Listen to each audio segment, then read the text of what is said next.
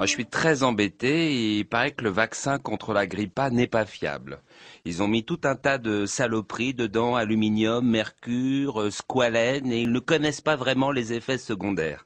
Dans le squalène, il y a du carbone. Si ça se trouve, ils en ont mis juste pour qu'on paye la taxe.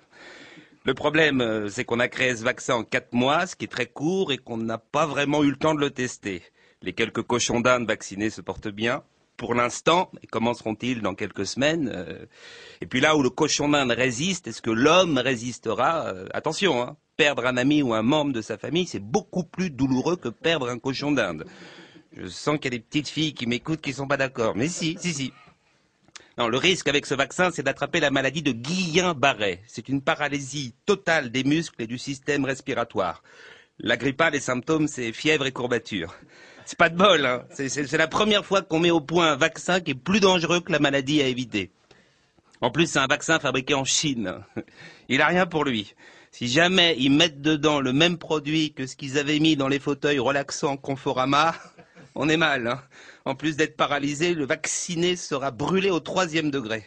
Bon, la vaccination est gratuite, c'est déjà ça, parce que le fauteuil Conforama, c'est quand même 250 €. Hein. Tout le monde fouette. Un tiers des personnels de santé hésitent à se faire vacciner. C'est rassurant.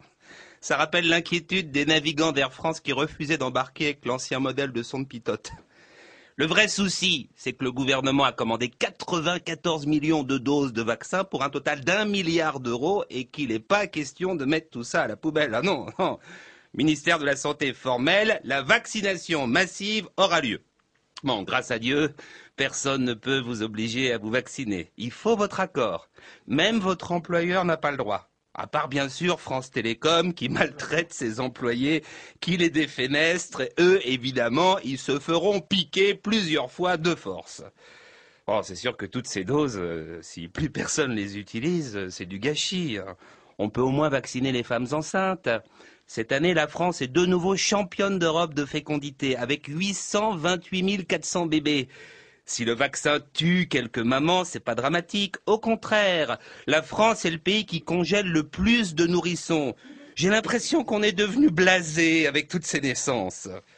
Je voudrais qu'on ait tous une pensée pour Roselyne Bachelot qui depuis des mois s'investit totalement dans cette grippe, multipliant les interventions, les points presse, avec à chaque fois une dramaturgie extraordinaire, voix grave, roulement d'yeux, comme si le virus la rongeait déjà de l'intérieur. Depuis le départ, tout a joué contre elle. On s'attendait à une grippe grave. Le mot porcine était très prometteur. On espérait une mutation du virus, une sorte de cousin de la grippe espagnole. Et au final, c'est une petite grippe de tafiole, qui tue encore moins qu'une grippe saisonnière. Hier, on a eu un mort quand même. Un jeune homme qui au départ était en pleine santé, mais qui vivait à Saint-Étienne. Ça doit affaiblir l'organisme.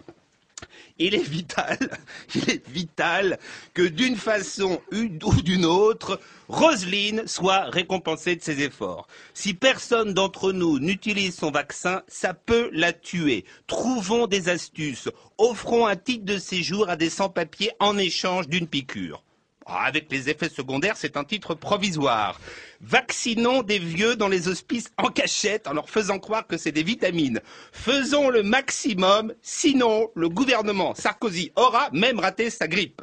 Ce qui est crétin, Nicolas, c'est qu'on aurait pu mettre tout cet argent dans la recherche d'un vaccin contre le paludisme. Le paludisme, on n'est jamais déçu. C'est mortel à coup sûr. Un enfant toutes les 30 secondes en Afrique. Ça en fait 10 depuis que j'ai démarré cette chronique. Allez, à demain!